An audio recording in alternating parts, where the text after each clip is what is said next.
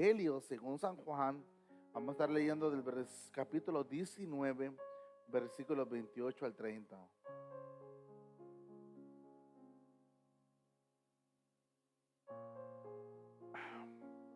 Andan dejando solo a Cris acá ya, oye. Se le fueron todos. Pues ahí tienes la Trinidad, hijo. Aleluya. Yo creo que acá Priscila es, sígame los buenos. Ahora vente para acá, Priscila. Sígueme para acá también. Aleluya. Damos gracias a Dios, hermanos. Qué hermoso es Dios. Dios bendiga la vida de nuestro hermano Chris. Aleluya. Dios bendiga su vida, valiente joven. Alabanza al Señor. Vamos a leer, lean conmigo, hermanos. Capítulo 19, versículos 28, 29 y 30. Dice la palabra de Dios, honrando al Padre, Hijo y Espíritu Santo. Después de esto, sabiendo Jesús que ya todo estaba, ¿qué dice, hermanos? Consumado, dijo para que la escritura se cumpliese: tengo sed. Y estaba allí una vasija llena de vinagre. Entonces ellos empaparon en vinagre una esponja y poniéndole en un hisopo se la acercaron a la boca. Cuando Jesús hubo tomado vinagre, dijo: consumado es. Y habiendo inclinado la cabeza, ¿qué dice, hermanos? Entregó el Espíritu. Amén. Pueden tomar asiento, hermanos. Alabado sea el Señor. Damos gloria a Dios, hermanos, por este día, ¿verdad? Que se festeja, como lo estoy diciendo, ¿verdad? Tradicionalmente, ¿verdad? La resurrección de nuestro Señor. Bíblicamente, hermanos, usted lo puede encontrar como se le conoce como el Día del Señor, donde se festeja, ¿verdad? De manera tradicional de la Iglesia Apostólica, ¿verdad? Que el domingo, ¿verdad? Es la fecha de la resurrección de nuestro Señor Jesucristo. Y aunque yo no quiero entrar, hermanos, en un estudio, ¿verdad? En esta hora, en este tema, aunque estaría bien, ¿verdad? Desarrollarnos en ese punto. Ahorita cuando estaba introduciendo el mensaje, dije yo, hubiera sido bueno haber introducido ahí un mensaje, un sermón. Pero, hermanos, bendito Dios, hermanos, por lo que Dios tiene para nosotros en esta hora. Yo le puse bajo el tema Tetelestai. Me decía el hermano Antonio: pastor, esa palabra viene en la Biblia. Le dije, sí viene, pero está en griego esta palabra, Tetelestai, que significa consumado es. Esa es la palabra, la definición. Cuando usted busca la definición de consumado es en griego, es Tetelestai. Y el significado es: la deuda ha sido pagada. ¿Cuántos alaban a Dios? Entonces, hermanos, cuando vemos esta frase, el término Tetelestai, es una sola palabra, hermanos, sí, pero tiene sus implicaciones. Y es que en su término legal, donde se nos dice que toda deuda ha sido pagada de la persona implicada, mas ese término en su contexto nos deja claro que el acto sublime de Cristo ha hecho que la deuda del hombre como Dios ha sido saldada. Ahora estamos en paz con Dios. Hermanos, esta frase, hermanos, más que una palabra, más que un simple dicho de Jesús, hermanos, nos deja una aplicación personal. ¿Por qué personal? Porque ese término implicó hacia nosotros, trajo una bendición poderosa de manera legal hacia todos los que habíamos de creer en Jesucristo. Desde el día en que Cristo subió al Calvario, murió en esa cruz, hermanos, y dijo esa palabra, Tetelestai, que es consumado es. Desde ese día, hermanos, nuestra deuda ante Cristo ha sido pagada. Aleluya, hermanos. Con el simple hecho de saber eso, hermanos, y conocerlo, trae paz a nuestra vida. ¿Por qué? ¿Cuántas veces, hermanos, tú has escuchado una frase muy conocida? Yo no sé si usted la conoce, ¿verdad? Pero donde yo soy, la usaban, aunque mi Priscila me regaña porque soy malo para decir las frases y todo eso, hermanos. Pero cuando dice, hermanos, cuando el diablo te recuerde su pasado, tú dices, ¿qué dicen? Tú recuérdale su futuro. Entonces, ¿qué quiere decir esa frase, hermanos? Porque una y otra vez, cuando nosotros caminamos en Cristo, siempre viene, ¿verdad? Como dice la palabra, el acosador, aquel que te acosa. Y cuando vemos, hermanos, que en la experiencia personal, cada vez que cometemos un pecado, eso lo vimos un poco en la escuela dominical, cuando vemos el acoso, no del hombre, sino hermanos, del acosador, de nuestro enemigo, que es Satanás, que el Señor lo reprenda, siempre quiere traernos aflicción a nuestra mente y de una manera u otra afligir nuestra vida, nuestra comunión, nuestra entrega, nuestra búsqueda diaria hacia Dios, diciéndonos en nuestra mente: ¿por qué eres tan hipócrita? ¿Por qué eres tan mentiroso? ¿Para qué vienes a buscar de Dios si tú ya sabes que vas a seguir siendo una persona que le falla? No seas hipócrita, ya no le busques, ya no te humilles, ya no te hinques, ya no lo busques. Hermanos, si nosotros cedemos a esas palabras satánicas que vienen a nuestra mente, hermanos, estamos fallando a esta frase: consumado es.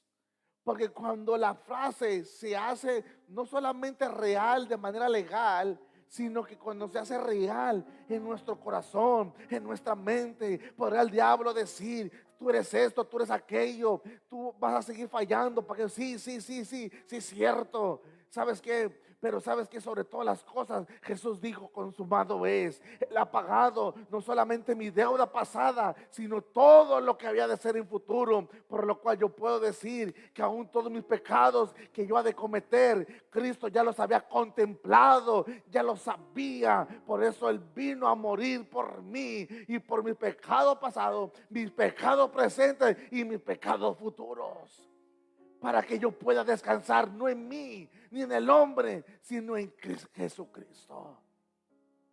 Y cuando tú sabes eso, hermanos, aun cuando acabas de fallarle a Dios, aun cuando sabes que le has defraudado en el único que te ha sido fiel, tú reconoces y recuerdas: aquel que es fiel y verdadero me ha dicho: consumado es. Y la misma palabra me registra que yo puedo acercarme al trono de la gracia para encontrar mi oportuno socorro, pedirle perdón a mi Señor, el único que yo le debo mi vida, mi salvación. Le debo todo lo que yo, hermanos, todo lo que es mi vida, mi familia, patrimonio, mi salud, mi vida, todo se lo debo a Él. Todo se lo debemos a Él. Bueno, no porque no soy bueno para cantar, sino tal vez canto ese: todo se lo debo a Él. Todo se lo debemos a Él. Nuestra vida. ¿Cómo va el canto? A ver, los que cantan. Nuestro sustento. Miren, hermanos, échenle ahí. Esto no es teología, hermanos, es un canto, hermano. Mi fe, mi esperanza, todo se lo debo. Oh, aleluya. Aleluya.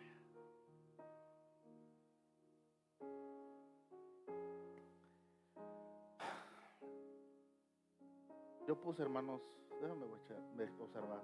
1, 2, estoy bien. Siempre estoy impuesto, hermano, a hacer como 15 puntos. Puse 3 horas. Y con esos 3 tenemos para darle guerra, hermanos. Mi primer punto es: Cristo como la profecía cumplida. Porque cuando vemos la palabra tetelestai, ¿cómo es que Cristo fue posible? ¿Cómo es posible que Cristo haya sido la persona que pudo calificar? Escucha bien esto, hermanos. ¿Cómo es que Cristo pudo calificar para suplir nuestra deuda? Tú puedas deber no sé cuántos, bueno, los que debemos nuestros carros, nuestras trocas. Imagínate que tú debes tu troca, tu carro. y tú llegas ahí con tus 100 pesos o soles o no sé cómo es la moneda en Cuba, cómo se llama, moneda cubana, peso cubano. Y dices, vengo con mis 100 pesos cubanos, pero espérate, brother, si aquí debes 1 millón de moneda cubana. Pero yo quiero pagar con esto. La cantidad no cumple el total de la deuda. Tú podrás llegar con lo que tú quieras, pero no cumple. ¿Cuántas veces el hombre de una manera u otra quiere cumplir el monto a pagar por su salvación? ¿Cuándo, hermanos?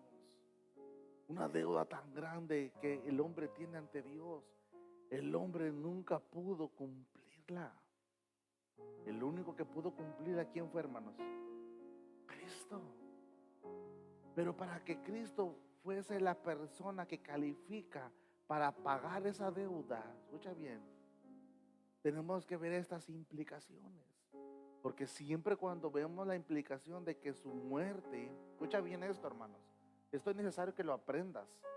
Ya lo he predicado anteriormente, y si no lo recuerdas, hoy te lo vengo a repetir, y esperando en Dios que hoy se te quede grabado, marcado, hermanos, como una cicatriz en el cuerpo. La única manera, hermanos, en que Cristo calificaba para ser la ofrenda perfecta, grata ante Dios, entre otros términos que desconozco yo hoy, pero los que hoy yo te puedo dar a conocer son estos. En primer punto es que Cristo cumple, hermanos, con las profecías, ¿sí? Por eso en este punto yo le puse Cristo como la profecía cumplida. ¿Cuánto alaban a Dios? Entonces vemos, hermanos, en el primer pasaje, yo no lo voy a dar este primer pasaje, hermanos, pero usted lo puede buscar. Vemos que en el versículo 28 dice, después de esto, sabiendo que Jesús ya todo estaba consumado, ya estaba todo hecho, todo lo que él hizo, dijo, cuando ya estaba todo hecho, dijo para que la escritura se cumpliese, ¿qué dijo? Tengo sed. Entonces vemos que aquí Juan relata que lo que Jesús hablaba, incluso eso que él hablaba, era para que hubiese un cumplimiento de una, ¿qué, hermanos? Profecía que Jesús, hermanos, cumplió, como decían los hermanos, a cabal, ¿sí? La cumplió, hermanos. Y cuando vemos esto, hermanos, seguimos leyendo y más adelante, hermanos, en el versículo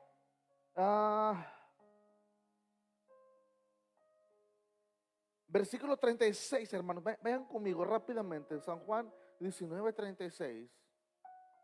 Vayan conmigo, hermanos.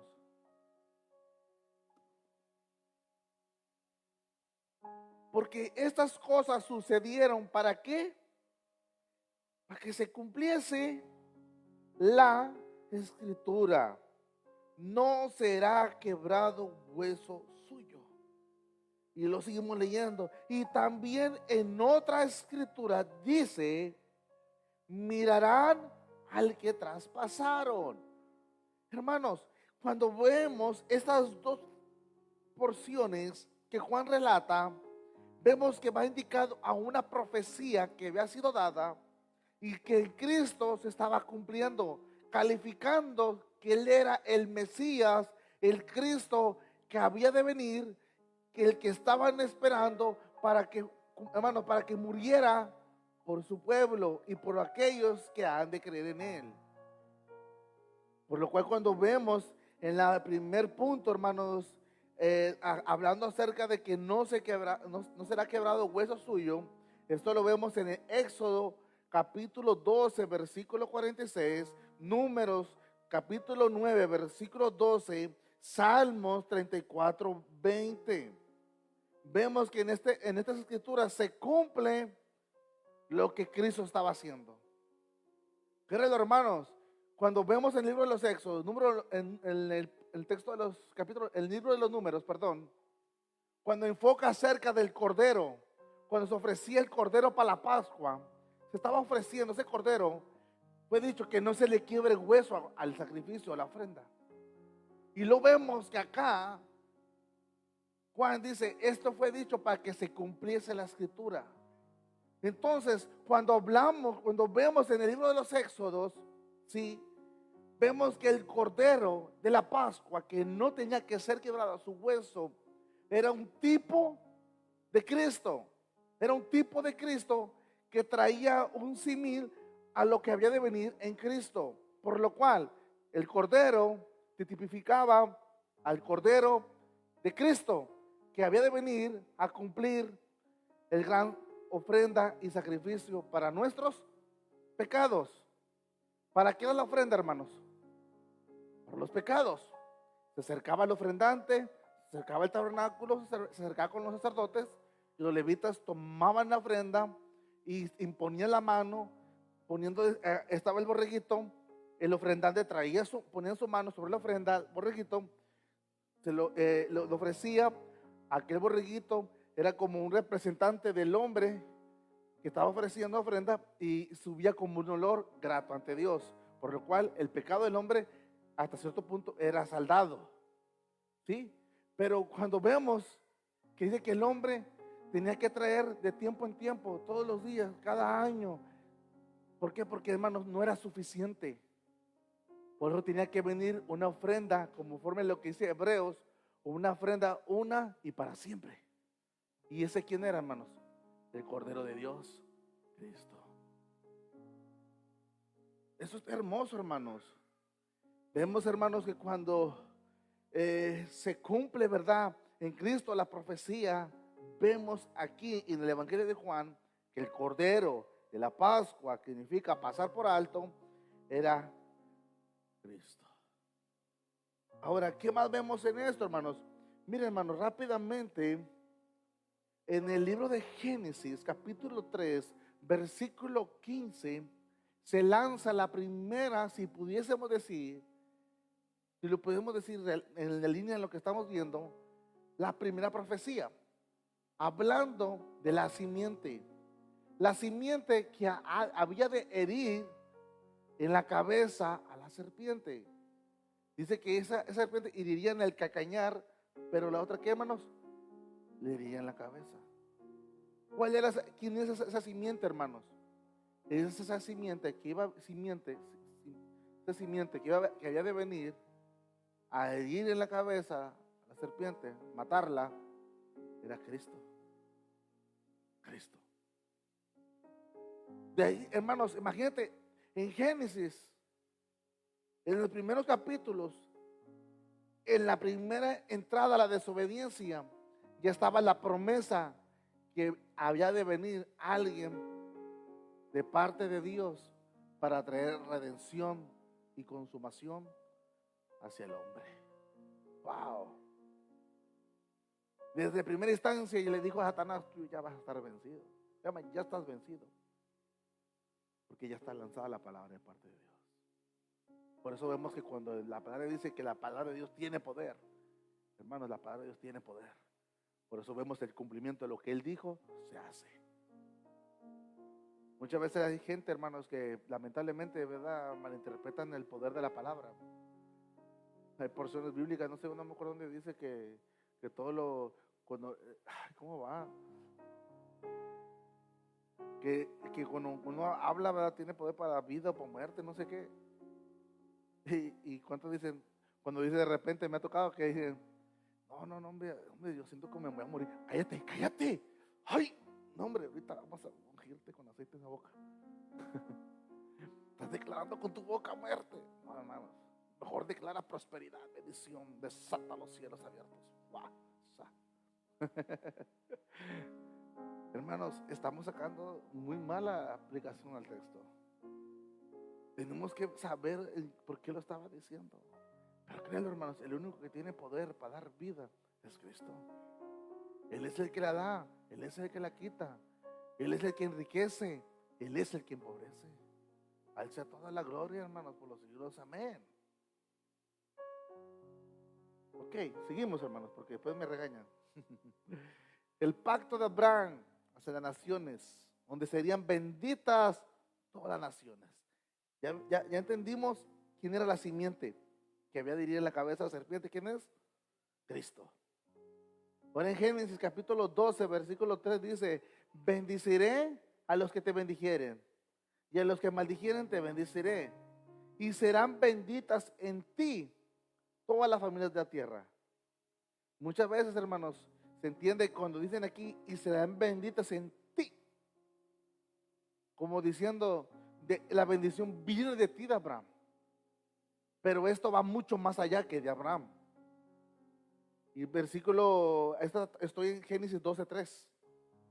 Ahora voy a brincarme a Génesis 22:18.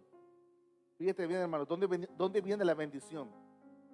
En tu simiente. Génesis 22:18. En tu simiente serán benditas todas las naciones. Todas las naciones de la tierra, por cuanto obedeciste a mi voz. Pero ¿en qué serán benditas las naciones? En la simiente. Y cuando vivimos en el contexto, en capítulo 12, dices: en ti serán benditas todas las familias. Pero ¿en ti qué? Tú eres parte de. Pero de donde sale la bendición no es en ti en sí, sino de lo que venía de ti, que va a salir de ti. Podemos de pensar de Isaac, el hijo de la promesa, pero no, porque era el hijo de la promesa, pero no. Al final de todo somos parte de instrumento de parte de Dios. No hay gloria en el hombre, la gloria está en Dios. ¿Dónde está la bendición? Lo vuelvo a leer. ¿Quién iba a herir a la cabeza, hermanos, a la serpiente? Cristo. Pero ¿quién era la simiente? ¿Verdad? Génesis 22:18. Y en tu simiente serán benditas todas las naciones de la tierra. Donde las naciones serán benditas es en la simiente. Y esa simiente es Cristo. No por Israel, no por una nación, sino en Cristo. Cristo. Por eso tenemos que quitarnos esa idolatría de Israel, a la nación de Israel. Adoremos al Cristo que bendijo a Israel. Es muy diferente. Y ese mismo Dios que bendijo a Israel, que dijo: serán bendecidas todas las naciones de la tierra. Aleluya. Génesis 28:14. Será tu descendencia como polvo de la tierra, y te extenderá al occidente, al oriente, al norte, al sur. Todas las familias de la tierra serán benditas en ti y en tu simiente. El medio que fue usado fue Abraham, así como usó a María. Pero la bendición está en la simiente. Y ahí vemos que cuando vemos el cumplimiento, que vamos a ver más adelante, vemos que el cumplimiento se cumplió. Lo que fue hablado, heriría en la cabeza a la serpiente. Vemos que la cruz fue derrotado. Fue derrotado. En palabras, en hechos, ya desde antes ya estaba hecho, hermano. Pero era necesario que se cumpliese. Vemos, hermanos, que la simiente tenía que venir por medio, hermanos, de una encarnación. Por eso fue lanzado, hermanos, porque tenía que venir de descendencia de Abraham. Tenía que venir, hermanos, en forma humana. Entonces, hay una profecía, ya se la conocemos muchos, Isaías 7:14. Y Cristo cumplió la profecía por medio de la señal de la Virgen.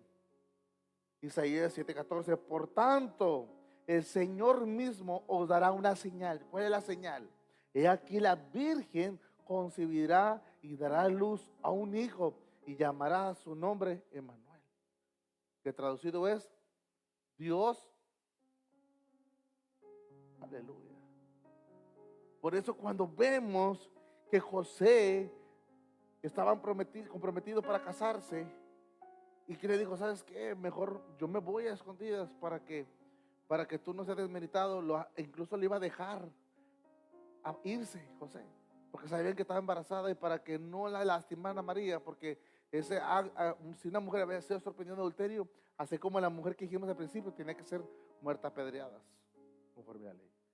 ¿Y sabes qué? Mejor me voy, para que vean que no fuiste tú, fui yo, el malo. Pero ahí lo sorprende un ángel. Tranquilo, no te vayas, tremendo. Esto no pasa como va a pasar en un futuro. No, no. Esta sí es obra del Espíritu Santo de Dios. ¿Sabes qué?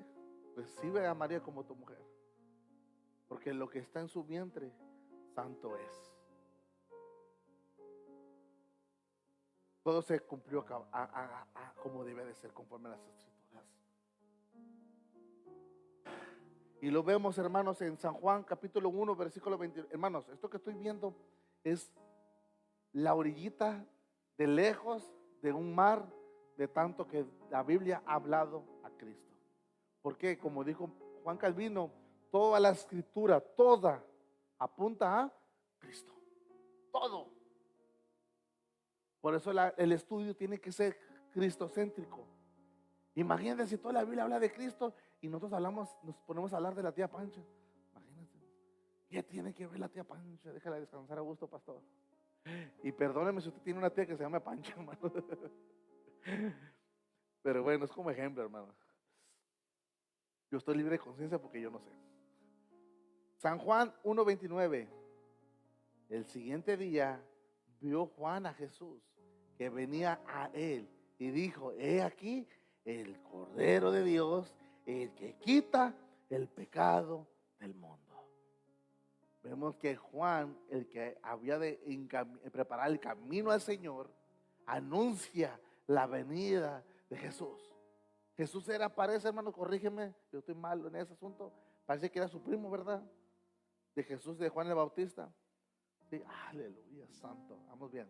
Entonces, él conocía a Jesús. No sé si se criaría con él, jugaban a las canicas o a la pelota, no lo sé. El asunto es que él lo conocía, él era familia de él. Pero cuando lo ve entrando, no lo ve como su primo, lo identifica no como parte de su familia, sino lo identifica como el Cordero de Dios. El que hermanos, el que quita el pecado del mundo.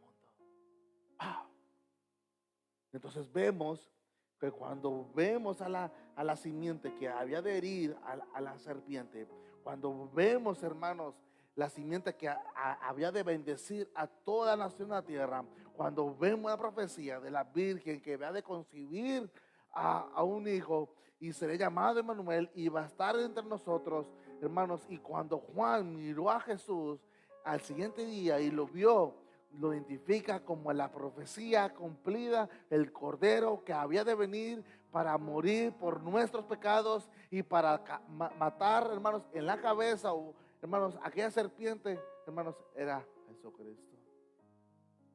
Jesucristo. Y el Cordero de Dios lo vemos en esa profecía en Isaías 53. Isaías 53. Otro pasaje que identifica a Cristo, ¿verdad? Aunque no identifica en sí el animal, pero se entiende que era un cordero o una oveja, pero eso no lo pude encontrar al momento. No digo que no esté, no lo pude encontrar al momento. Pero vemos en Génesis 3:21 cuando se sacrifica un animal y Dios les hace túnicas para cubrir la desnudez, la vergüenza de su desnudez.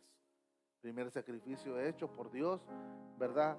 Para cubrir la vergüenza de la desnudez del hombre, el pecado. Hermanos, vemos el sacrificio, vemos la ofrenda, vemos la simiente, vemos, hermanos, el cumplimiento, y Cristo cumple como la profecía cumplida. Desde ahí, hermanos, estamos bien, ¿verdad, hermanos? Estamos bien. Ahora hay otro asunto, hermanos.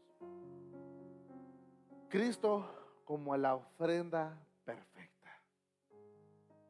Cristo cumple como una ofrenda perfecta. Algo que yo quiero enseñarles algo, hermano, antes de introducirme allí, porque puse ofrenda perfecta. Las escrituras relatan, hermanos, que en el antiguo pacto, cuando los ofrendantes traían ofrenda, muchos de ellos, hermanos, no traían una ofrenda grata a Dios. Dios había determinado por medio de las ordenanzas cómo tenía que ser su ofrenda, cómo tenía que ser el borreguito, cómo tenía que ser la palomilla, cómo tenía que ser la harina, todo de manera como Él lo quería. Esa es la ofrenda perfecta, como Él lo quería. Pero muchos en su desobediencia, ¿qué hacían? Traían una borreguita coja, enferma, hermanos, y lo traían porque dicen como que se va a morir, que se muera ya. Eso no era una ofrenda grata de Dios. ¿Y qué es lo que traían? Animales que estaban, hermanos, en mal estado, enfermos. Pero cuando vemos la ofrenda perfecta en Cristo, vemos que no era un hombre que se estaba muriendo porque ya estaba destinado para morir en forma física de salud. Imagínense que si Dios me libre, ¿verdad? Que yo estoy enfermo y me quedan 3 meses de vida o 2 meses. Señor me libre, hermano, quiero vivir más. Entonces, y digo yo, hombre, yo quiero ser valiente, yo me muero por todos ellos, como sé que yo me voy a morir. El punto es de que Jesucristo, Él no estaba enfermo, Él estaba sano. Si Él hubiera querido, hubiera podido vivir hasta 2000 años. Pero el cumplimiento de su ofrenda perfecta, hermanos, inició siendo Él la profecía cumplida. ¿Sí? Ahora, yo quiero que vean esto, hermanos. Vamos a Filipenses 2:8. Filipenses 2:8. Rápidamente, hermano. Pablo en la carta a los Filipenses 2:8 al 11 nos indica cómo es que Cristo fue la ofrenda perfecta. ¿Lo tienen, hermanos? Dice Filipenses 2:8, dice, y estando en la condición de qué, hermanos, de hombres, ¿qué dice que él hizo, hermanos? Se humilló a sí mismo, haciéndose obediente. ¿Hasta qué punto? Hasta la muerte, y muerte de cruz. Muerte de cruz. Vemos que su obediencia, cuando él, hermanos, tomó la forma de hombre, porque no escatimó hacer a Dios como cosa que aferrarse, sino que se despojó a sí mismo, tomando forma de hombre, haciéndose obediente de cruz hasta la muerte. Ese es un término, hermanos, que en la teología se le conoce como la unión hipostática, pero es otro asunto, hermano. Dejémoslo ahí. Pero el punto es, hermanos, cuando vemos esa unión de hombre y Dios, ¿sí? Dos personalidades, dos personas, Dios hombre y Dios, o sea, Dios y el ser de hombre, ¿verdad? Entonces, su humanidad. Sujetó, hermanos, su voluntad, se humilló. Él, hermanos, un ser divino, un ser santo, tomando la forma de un hombre mortal, con debilidades como cuáles. La Biblia dice que él dormía, que él tenía hambre. Cuando vemos a punto de morir, ¿qué decía? Tengo sed. ¿Sí? Vemos ciertas debilidades que él como Dios nunca las había tenido. Él experimentó esas cosas, hermanos. Ahora, vemos que su obediencia calificó, hermanos, para que fuese el sacrificio perfecto. Por lo cual, en resumidas palabras, lo que hizo perfecto su ofrenda, no solamente que Él vino del cielo, imagínense, hermanos, a ver si me causa la cámara. Imagínense, hermanos, yo nomás estoy haciendo un ejemplo, hermano. No estoy haciendo como que yo me siento como Dios, no, pero mi ejemplo es que Dios que está en el cielo, de repente, ¡fum!, baja a la tierra, ¡fum!, a la cruz, máteme, ya acabé mi cometido. No, Él tuvo que cumplir, tuvo un proceso en su caminar. Dice que Él aprendía en sabiduría, iba creciendo. Él se sujetó hasta los 30 años, comenzó su ministerio.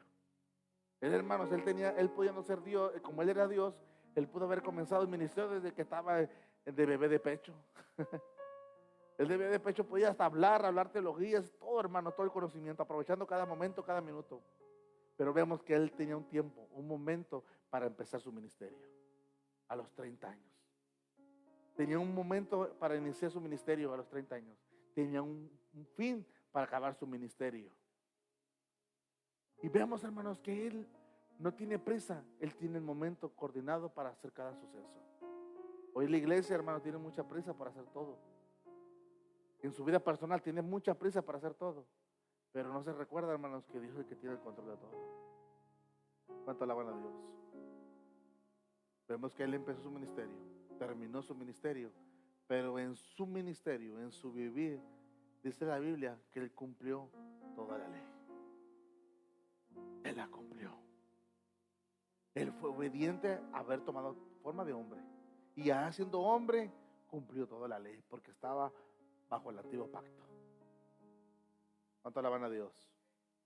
En Mateo capítulo 5, versículo 17, no penséis que he venido a abrogar la ley o a los profetas. No he venido a abrogar, sino para cumplir. ¿Por qué, hermanos? ¿Por qué tenía que cumplir? Porque si no cumplía la ley, él no podía ser la ofrenda perfecta para Dios. Tenía que cumplir la profecía, tenía que cumplir la ley, todo en perfección, en perfección, perfección.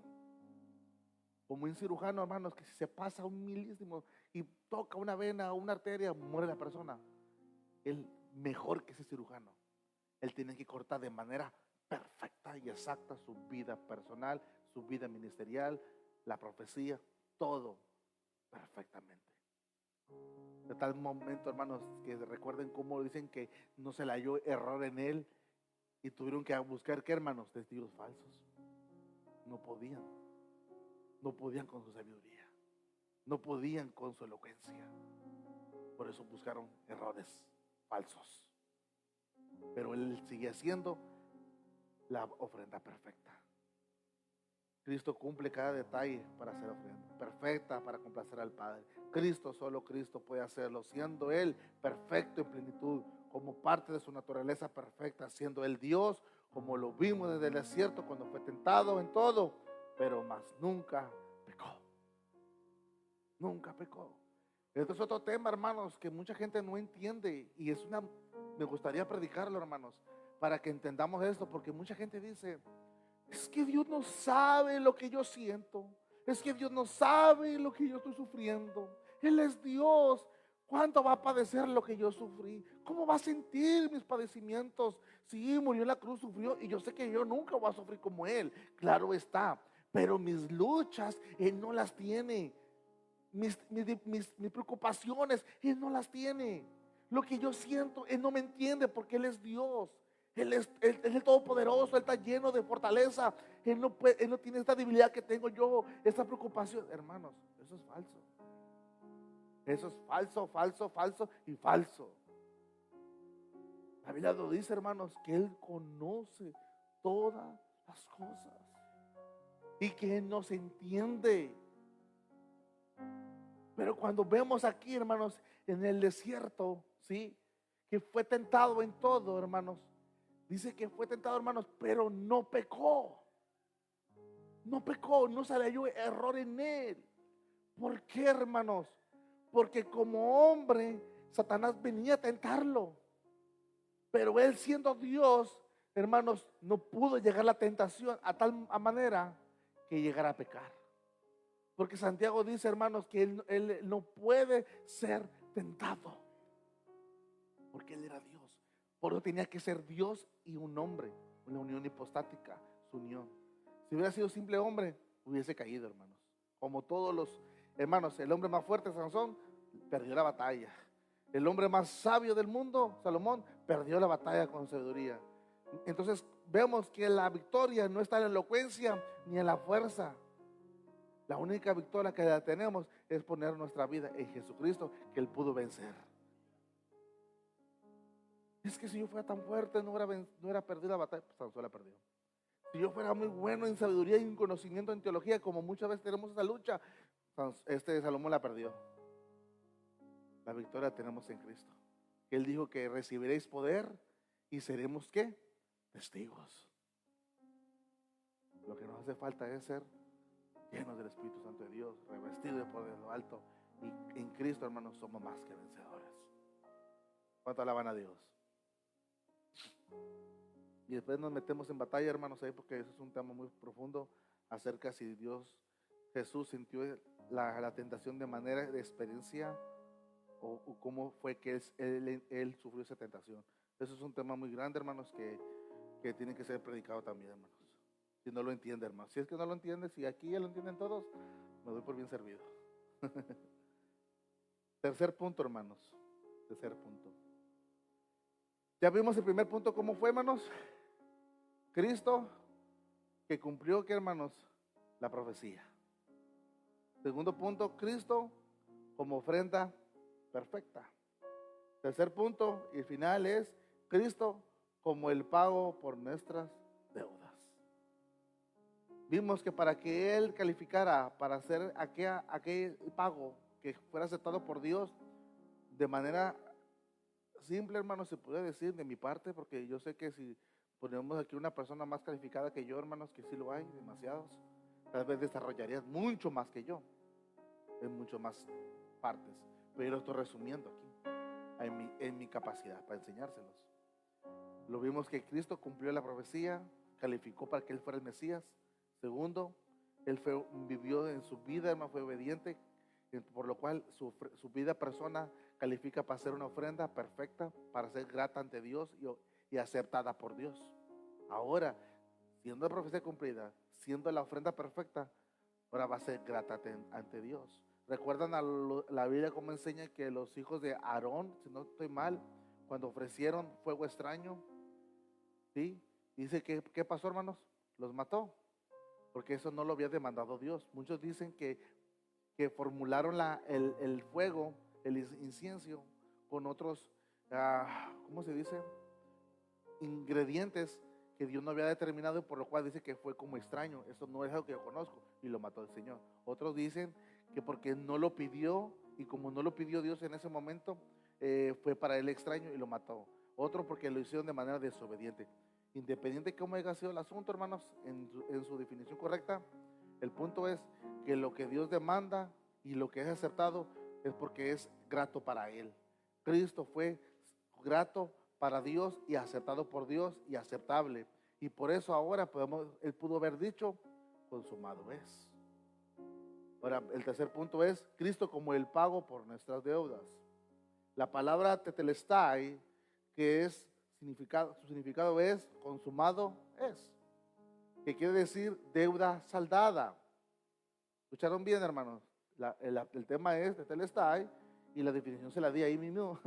La deuda ha sido pagada, nomás que a lo mejor no la está viendo hasta ahorita, que significa consumado es.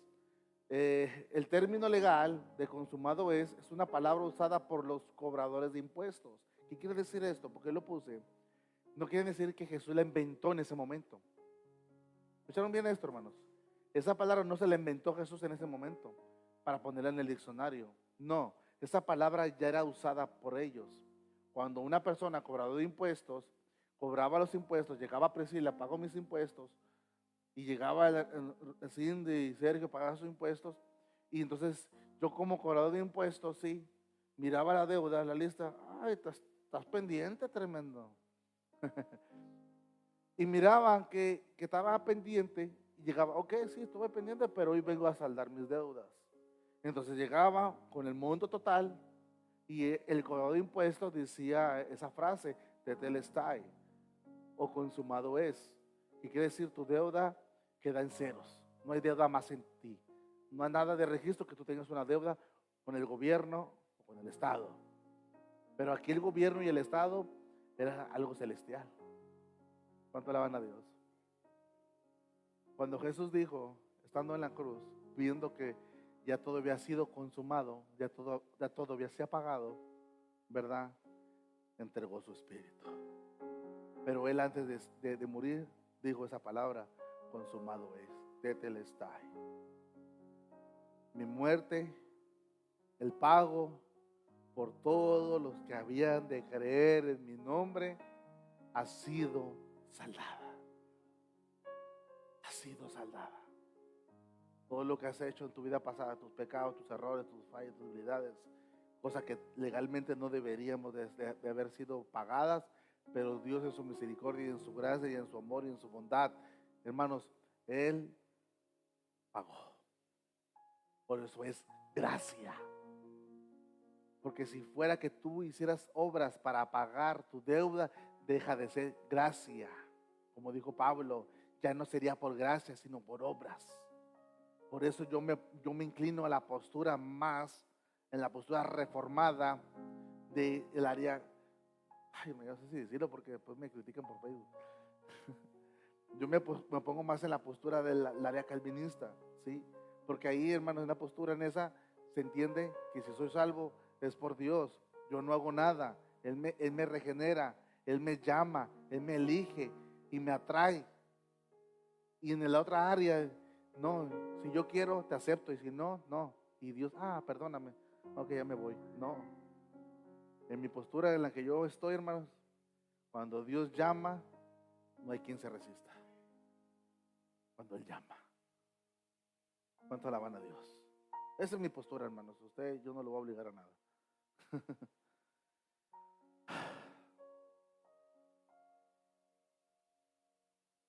Dios es bueno, hermanos.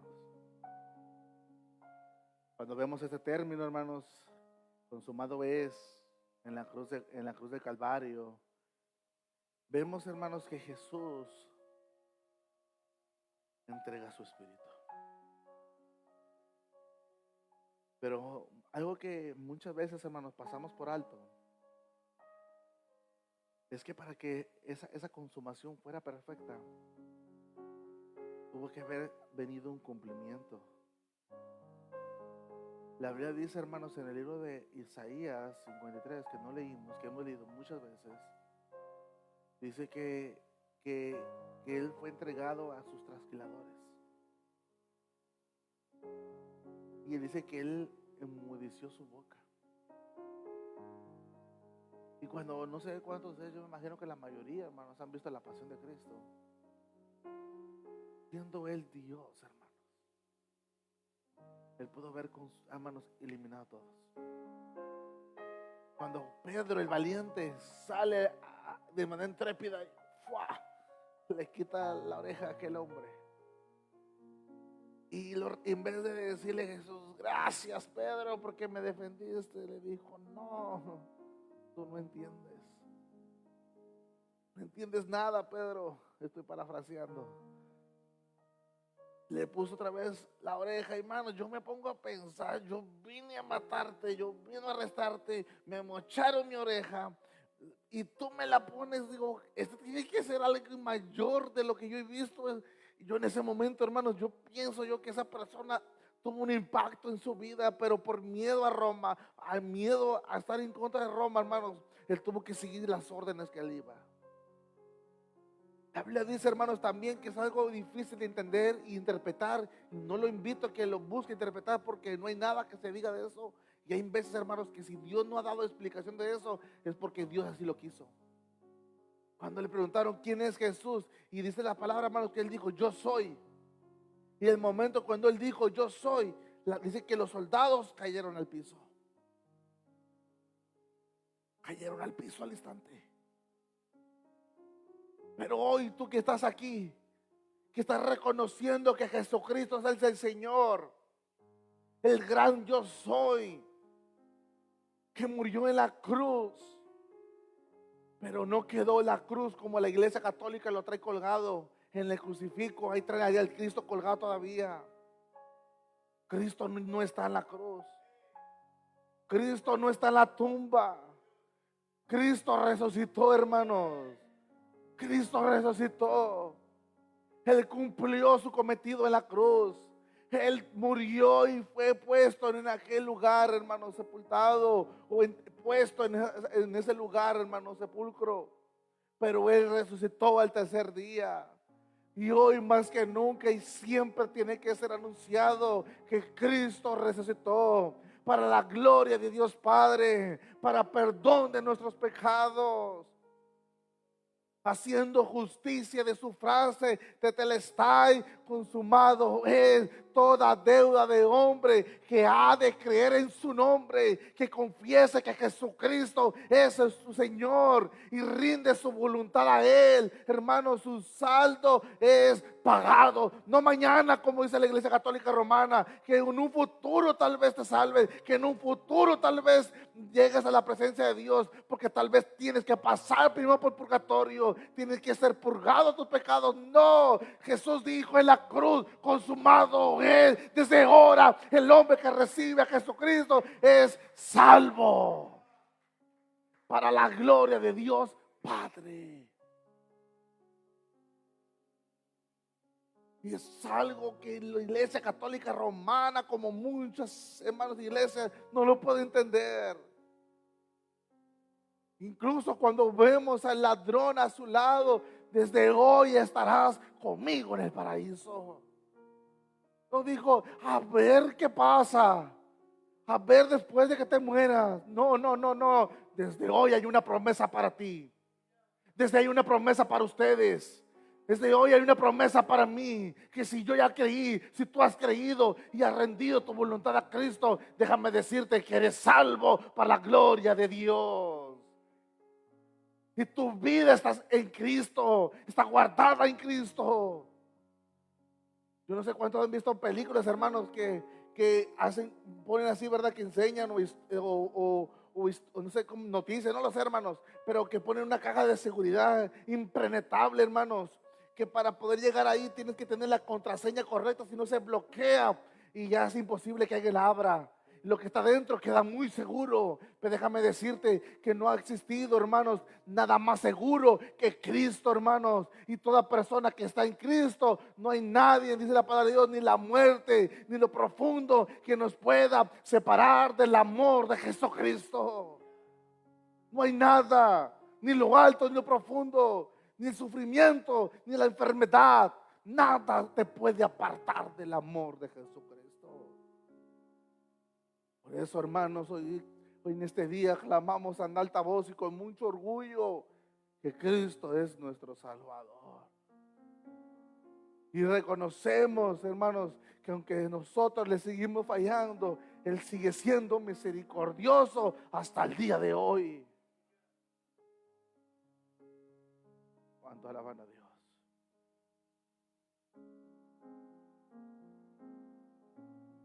Gritamos, hermanos, en alta voz, como aquella mujer que cuando se acercó a la tumba, ¿por qué buscas entre los muertos al que vive?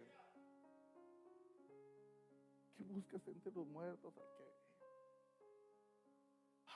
Hermanos, qué tremendo.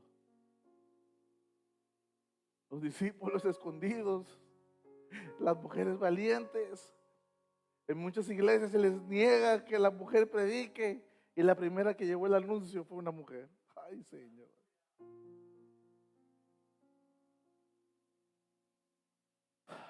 Señor. Por eso tú como mujer, no te menosprecies, tienes un gran valor en el reino de los cielos. Honra como esa mujer virtuosa que Dios demanda de tu vida. Y varón, como cabeza del hogar, honra tu llamado como cabeza. Gobierna bien tu casa. Cuida lo que se te ha delegado como familia, como esposo, sacerdote del hogar.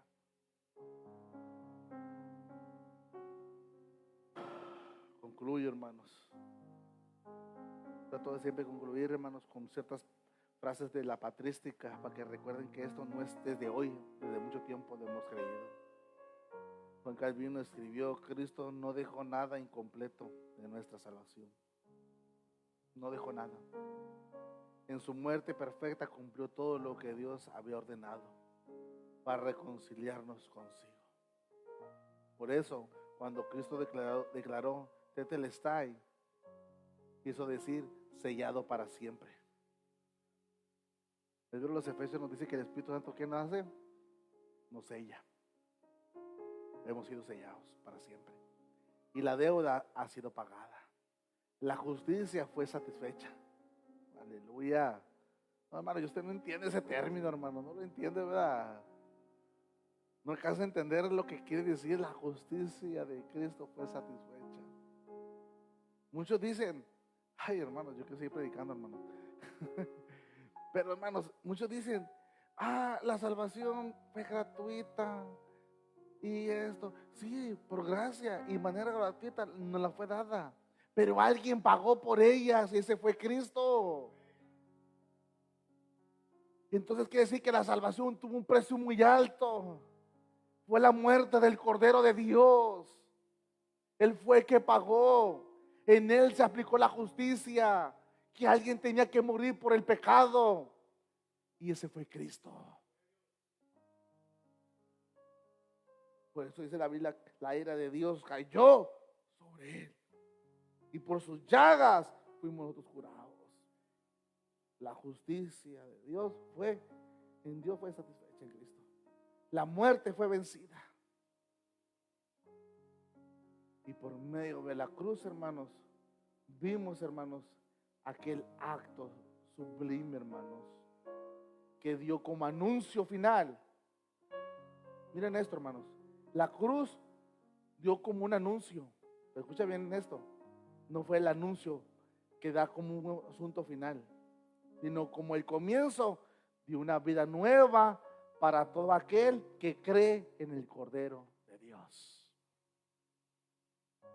Fue el final de su ministerio para consumación de nuestro pecado, sí, pero es el inicio para todos los que han de creer en su nombre. Gloria sea nuestro Señor. Con ese mismo pensamiento, con ese mismo gloria a Dios, le damos gloria porque Él vive, hermanos. Póngase de pie.